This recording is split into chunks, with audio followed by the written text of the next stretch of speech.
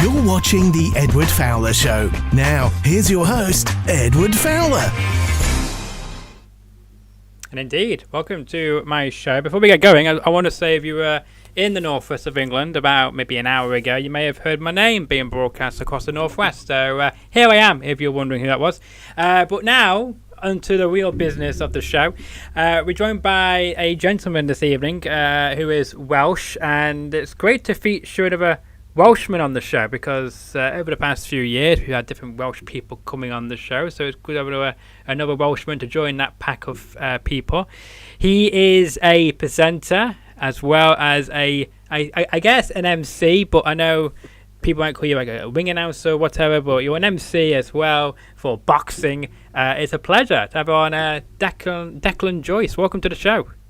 Thank you very much for having me on, Edward. Thank you. No, you're welcome. Thank you so much for accepting the invite. Of course, I reached out to you, I think either last week or the week before, randomly. When I reached out to you, what was your reaction? Because, of course, you're like, who the hell is this person reaching out to me?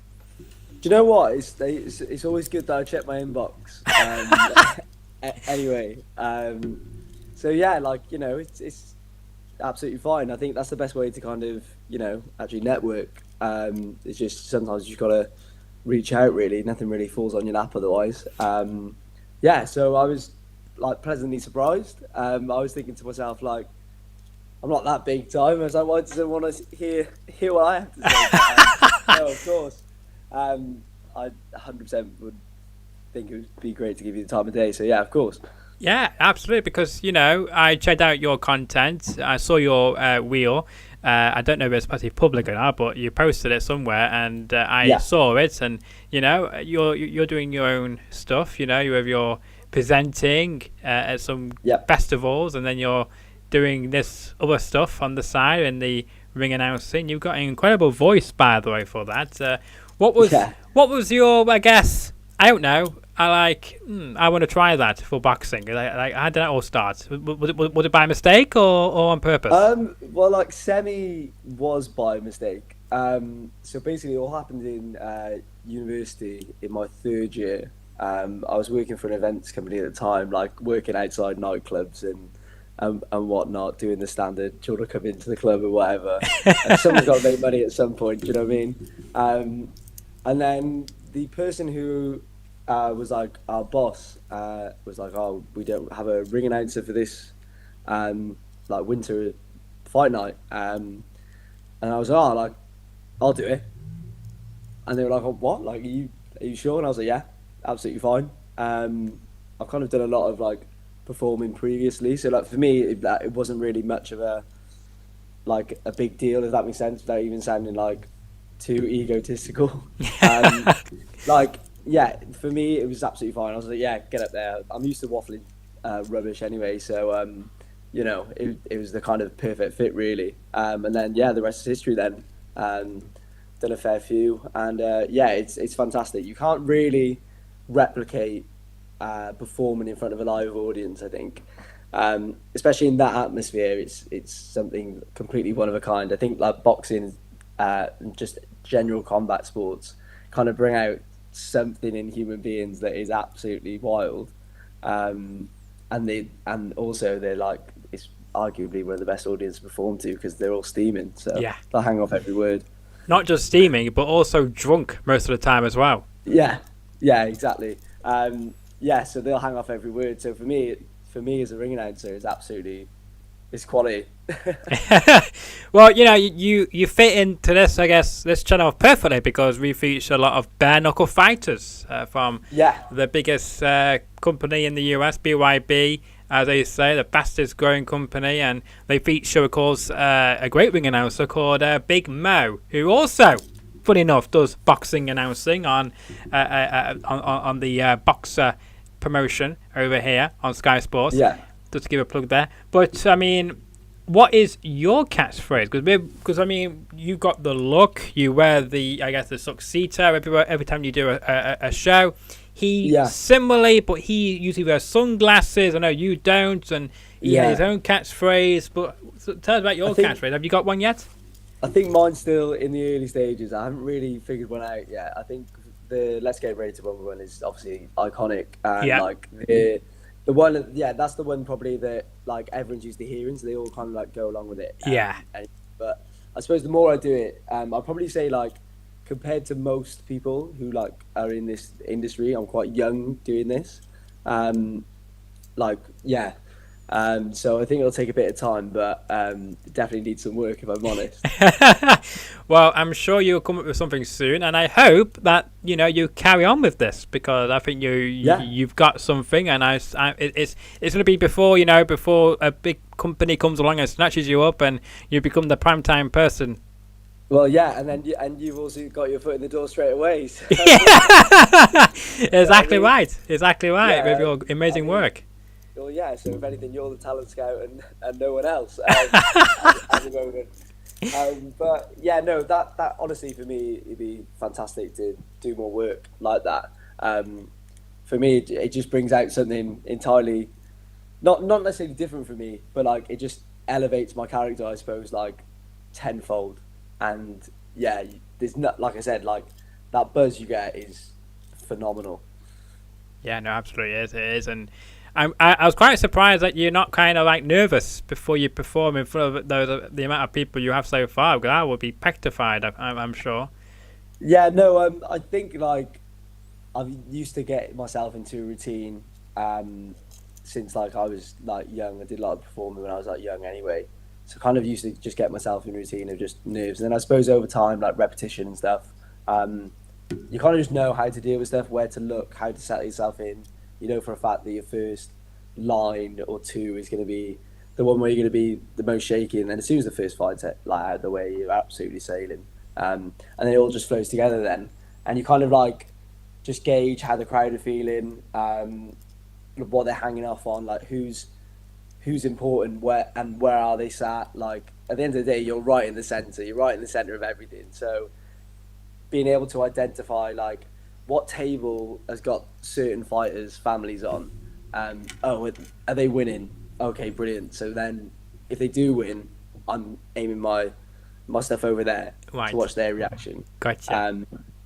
Sometimes the tables are next to each other in terms of the two fighters' families. So I've seen some stuff, some chairs being thrown, but yeah, like I said, you can't replicate it. But in terms of the nerves and stuff, for me, I don't know. It's just something that I just don't really feel too much.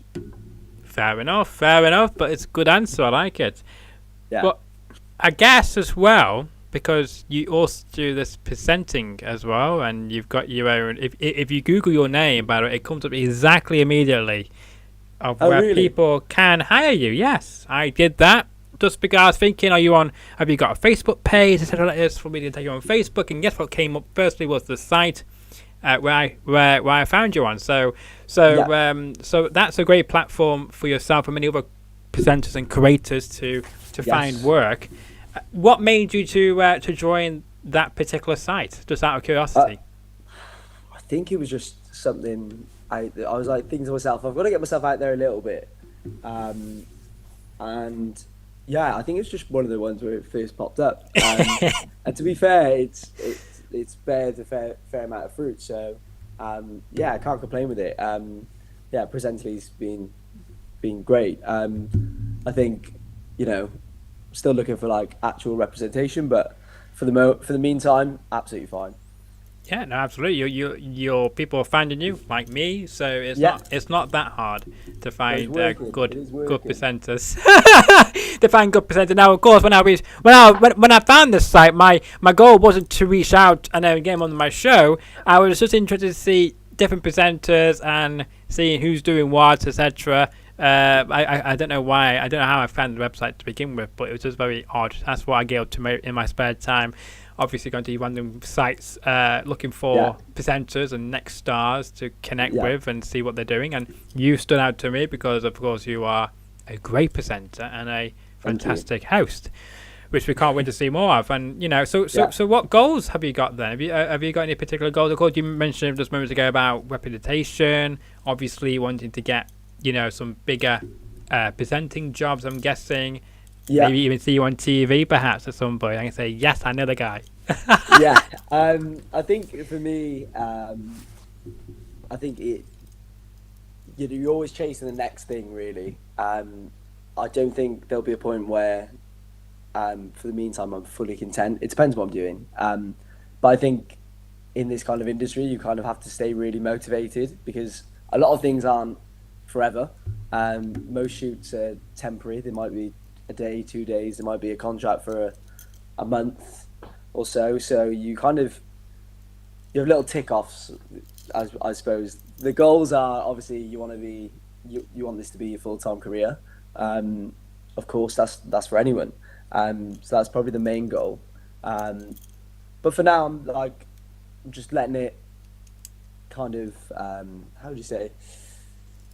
Let's just I'm very open minded at the moment.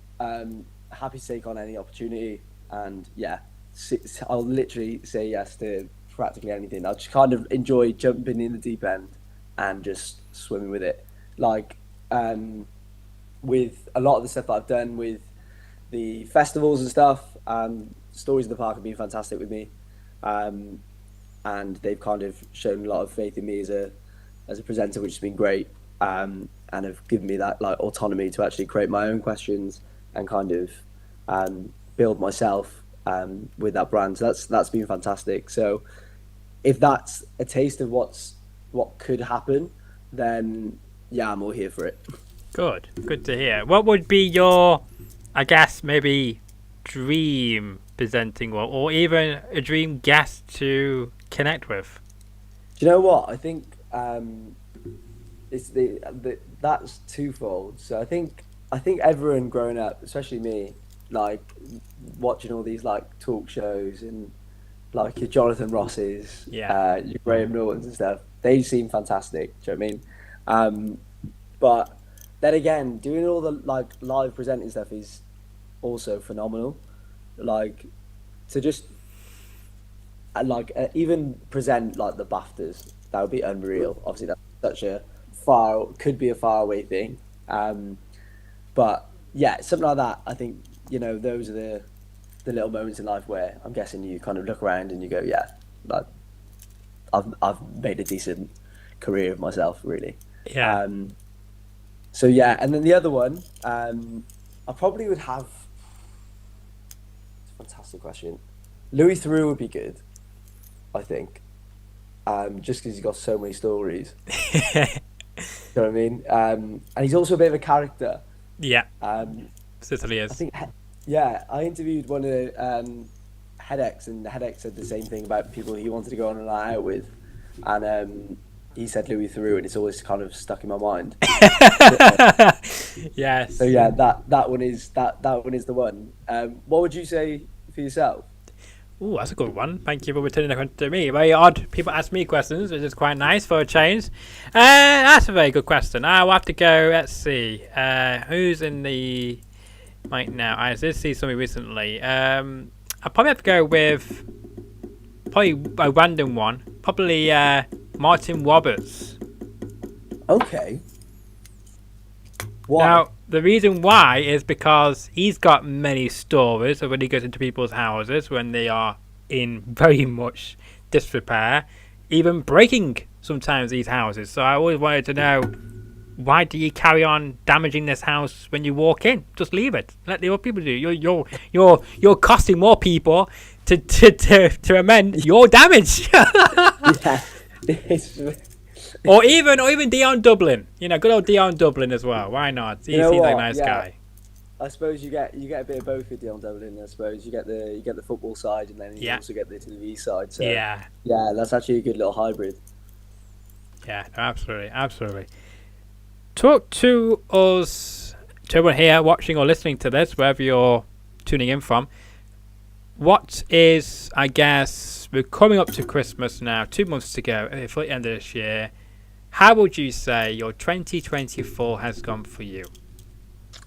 I certainly would say it's a year of like getting myself in a consistency. I'd say kind of a lot of growing up.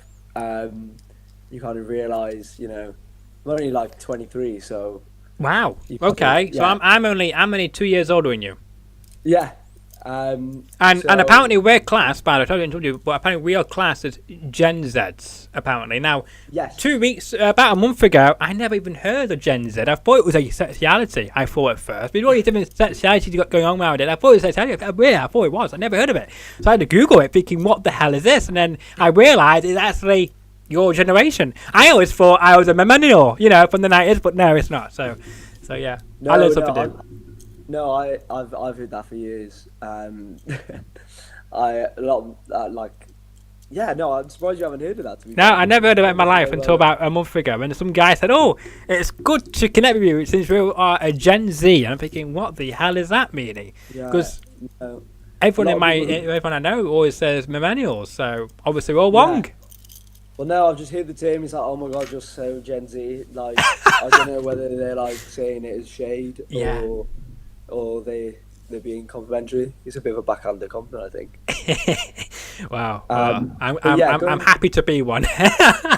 yeah, same. Going back to your original question though, I'd say it's been a year of a lot of learning, trying to kind of like analyze what my skill sets are and kind of like figuring out a direction. So I think it's gone really well. A lot of changes, which is good. And then all the things I wanted to kind of stay consistent have. So I'm overall very happy, if I'm honest, Edward. Good to hear. Now, I want to apologise to you because we announced this yesterday. Now, usually on Instagram or wherever I post it, usually I get a good reaction, but for a while, I don't know, my algorithms are not very good for Instagram. So apologies for not drawing many people into this conversation. I don't know why, but I need some help with that. So if you have any suggestions on how I can improve my algorithms, feel free to let me know. Yeah, I'll try and chat to a few people I know. It's definitely. Yeah, absolutely. I don't know what I'm doing wrong. I'm doing so wrong because I'm not drawing many likes than I was doing maybe 8 months ago. So I don't know what I've done to change that. Well, the key is consistency as well, though. Do you know what I mean? Got to keep on knocking at the door. Well, I have been very consistent, and I've been getting a lot of people on the show who I had not actually reached out to, which has been great. So it's something. That's fantastic. Something is working. Like for instance, last week I had a gentleman called Adrian Vargols. I think that's how you pronounce it. He worked with Jimi Hendrix and Stevie Wonder, and his people reached out to me. So you never know. That's phenomenal. You never know who's going to reach out to you. You know what? That's all we can ask for, isn't it? Exactly. It's great. It's great. Now, I know I messaged you the other day. Now, you might not have a chance this, so you can say, because we've not rehearsed this. This is completely live, off the cuff, which I told Declan about maybe an hour ago when he asked me about this. This is the way I do things here. Different, I hope, than any other stuff you do or even present, maybe. But this is how I roll. One cut, one take. So when I messaged you after we announced this and we locked this in, and have you had a chance to check out my channel or even my Instagram? Yes, I have actually. To be fair, you've got a wide variety of guests. If I'm honest, I think it's fantastic. The Presley Aronson interview I watched. Oh yes, I thought that was great. I'm baffled at like the network you've got. Clearly, you've got a lot of US contact. Yes, at one point I did. Yes, I did at one point. Even Australian as well. Great Australian. I got Trey Wico, I think his name was. He came on Teo Ritchie actually. Teo Ritchie's the name. He's Australian. He was a singer. He had about maybe 2,000 followers when I first had him on the show. He then went on and became a content creator. Now got over 1 million followers on Facebook because of the content he does. He went from being a model singer to now a content creator, and now living in California. That's what I know about. That's brilliant. It's just mind blowing. Yeah, I mean, you've clearly got a process of finding these people that have been working. Do you know what I mean? Yeah. So yeah, hats off to you there. Well, thank you. It's just very strange where I come across these people, because what I do is this is how boring this is. But I spend most of my time on Facebook typing in Manchester tours and seeing what comes up, or even going on the Google to see what's happening. But I mean, with yourself, with your presenting, and your connections, you got some great connections as well, and I'm sure something might happen with you where you might decide to create your own show or something, or maybe you might already have one. No, I don't have one as of yet. Do some TikToks here and there, but really, I'll probably have something like that in the future. But at the moment, I'm just happy, being here, just having a good convo, really. Good to hear. We like it. We should mention as well, you can find my guest on Instagram. You can see him right there on your screen, Declan Joyce 123. What came up with the 123? What's all that about, by the way? I just honest to God, I've kept the same Instagram handle since I've got it. So, don't blame you. You know you changed it. I like it. I just wondered what. I thought maybe you've seen it on something else and thought, I dig that. And no, I'm just a massive fan of numerical order, clearly. So yeah, just haven't changed it since. I've seen some other people's usernames that they've had since they were kids, and they are far worse than mine. So well, there you go. Your works, though. A lot of people call me Declan Joyce anyway. I don't know why. My name seems to just blend into one if someone's talking about me. So just kept it. Fair enough. But no, I was just wondering what the story was behind that. So, since you're a boxing ring announcer, I guess, do you get much stick from the boxers when you make a mistake during their entrance or anything, or even when you're going up to them for the first time, what their boxing name is, and you try to practice it, something goes wrong, or? So when I create my scripts, obviously there's some names that are rather difficult to pronounce. Yeah. So then I'll do some research on the name, and then on my cards I'll have it phonetically. Rather than just having the name, it's like almost like sounding it out. Oh yeah, I get you. So or basically I'll just go out to them before the fight. I'm like, listen, I want to get this right for you, because obviously it's one take. So how exactly do you want me to say this? And they'll tell me, and then I've just got to make sure I remember it. But usually I'll do the research, get it phonetically done, and then it kind of works absolutely fine, because even though you're not necessarily reading it, because you're saying the right phonetics, it still sounds the same. Good. Any regrets? Any regrets or anything at the moment in your career so far? You know what? No. Good.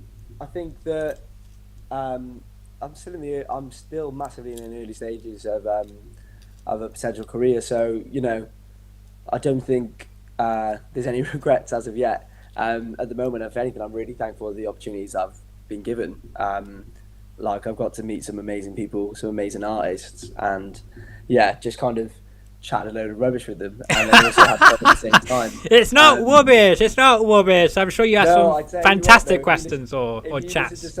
If you listen to some of my questions, they are absolute nonsense. Give us an example of one. Come on, give us one. So with Stories in the Park, this year we kind of made a decision that we weren't kind of going to go for the generic interview questions of how was your set, how do you feel being here, so we kind of just chucked the book out the window. Good. And it's amazing that you see these artists that come over and they're all very media trained, all very polite and proper, and suddenly you start very easy, you go how was your set, and then suddenly I'm just go, scratch that, if you're a biscuit, what would you be? Yeah. And then suddenly these people just massively change and open up, and they become authentic, and the conversation just becomes just so normal, because everyone can relate to it. Or what was your celebrity crush in school? And these people just get caught off guard by it, but then they actually enjoy it because it's just not the same as normal. Yeah. Really? Yeah, I get that. Yeah, it's good to be more authentic. I think it brings out the real side. That's why I've not scripted this show, because I want to be people left on the spot and have to think. No, 100%. That's the best thing about being live, I guess. Yeah. you got no filter really. So Yeah. yeah, no, I couldn't agree more with you. Yeah, no, so when you messaged when you sent me that, I was thinking, oh, is he gonna still come on? Because I thought, because sometimes it can put people off from coming on when they know that I'm not gonna say what I'm gonna say. You know, 'cause even I don't know what I'm gonna say. I was just saying, like, is there anything like, well, that I need to prepare, or like, is there anything certainly to maybe help your show that I need to elaborate on? But as soon as you said, "Oh no, it's off the cuff," I'm like, "Okay, brilliant, that's fine." Yeah, Because, no. That's how I roll. Exactly. That is how you roll. But with regards to the questions when you ask your, I guess, guests at the park there as well, I bet you get some interesting responses you probably you never thought you would probably get from them. And you know, but in regards to, I guess, your kind of questions you ask, you know, that they're different, they're unique as well, which is good to see. Like my show as well, which is cool. But I mean, everyone wants to know now, I guess, is who's your secret crush when you were growing up? Who's my celebrity? Well, it's been well publicised on the social media channels. Mine was Keira Knightley in Pirates of the Caribbean growing up. Interesting choice. A phenomenal choice. Quality. Yes, no singers, just Pirates of the Caribbean. Yeah, no, honestly, Pirates of the Caribbean, massive Pirates of the Caribbean head when I was growing up. So, yeah, couldn't knock it really. So yeah, that's my one. Fair. So let's see. We've spoken a bit about this, but let's see. So Manchester against where you are at the moment. Of course, you know, are you got any plans on performing in good old the best city in the world, Manchester, UK, anytime soon? Well, I'm a massive United fan actually. Yes, there we go. That's why I got you on the show for, because we've got something in common. Yeah. So massive United fan. I'm actually going up at the end of this month to watch United Leicester. Oh, right. So that's a good game you're going to go see. Yeah, and that's on Wednesday, so it'll be a long trip back. But yeah, 100% be worth it. Hopefully, anyway. But yeah, I mean, whatever opportunity arises in Manchester, you know, you got to take it. So I love the city. I think it's fantastic. Hence why I go back. Yeah, so of course, any opportunity you've got to take with both hands. Yeah. So you never know where it might lead. Do you know what I mean? Exactly right. You're very true there. I hope that you have a fantastic experience when you go to see Manchester United, because I know at the moment they're a bit boring and a bit lame, aren't they, at the moment? Yeah. But they've been like that for 10 years, so I guess we got used to that by now. Yeah, it's not been the best of years, I guess. Some successes, some glimmers of hope along the way, but it always comes to kind of crash down eventually. But, you know, I think you've just got to be an optimist with these things. I think the more you kind of try and throw your hands up and say, oh, this is really bad, it's just going to get you in a far worse state. There's a lot of positives that I can see, and I think that, like, you know, it's nearly there to get that consistency that's needed. Right. Okay. So you're believing the Ten Hag excuses, are you then? I wouldn't say I'm a believer in the Ten Hag excuses. However, what I will say is there's only so many times you can change a manager. Like, I think, you know, United have tried every single manager under the sun. You've tried a strict one. You tried one that plays really defensive, like a born winner Mourinho, or like Van Gaal. Like, you've tried Louis Van Gaal. Yeah, I know. And then you've tried something completely new and fresh under Ollie. So, like, you've tried every single manager now. So, which type of manager fits best? Like, what has gone well? May not be the right, like, may not be bringing someone back in, but what type of manager has suited Manchester United the best? Yeah. As you can see, I'm very nerdy about this topic. No, you're very good. Very good. I like that, because I like when we can have a discussion about Man United. It's, you know, it's one of my pastimes. I was watching a documentary last night on TNT Sports of I guess the glory times of Manchester United for when the treble all the way up to the Champions League again in Moscow in 2008. I remember those great years of United and in the before, I guess, the doom and gloom we're in now. But I mean, it would give me, I guess, as they say, you know, when you get chills and you get your hair sticking up, it takes you back to a time when you thought, yes, 20 years ago, this was the time to be a fan. Unlike in the moment where it's a bit of mid-table and we may win something like the FA Cup, this is great, obviously, or even the League Cup, but we need to be back in the top dog. The Champions League is where we belong, and hopefully someday we will come back there. Yeah, no, 100%. I think there's plenty of spine-tingling moments as a United fan growing up. Obviously, the 2008 Champions League is obviously something as a kid. Yeah. You walk around like you were 10 foot tall back in school. Like after that, but there's been some good moments recently. You know, FA Cup, Carabao Cup. You know, they all count. Like at the end of the day, like football's there to win trophies. So, you know, if I'm winning trophies as a player, you know, you're going to be quite content, especially if you're winning them consistently. So, yeah, there's been some very good moments overall.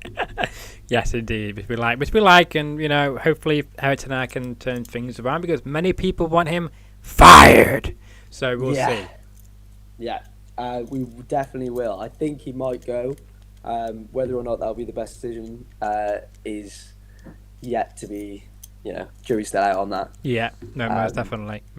Yeah, so we can only wait and see, really. Yeah, absolutely.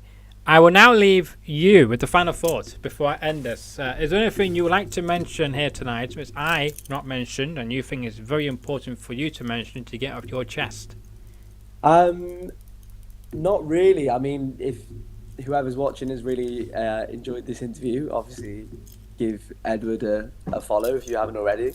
And if you have enjoyed me, you can find me on Presently. Just search up my name, my Instagram, DecJoyce123, my TikTok, DecJoyce, and yeah, just feel free to reach out. But yeah, most of all, thank you, Edward, for having me on.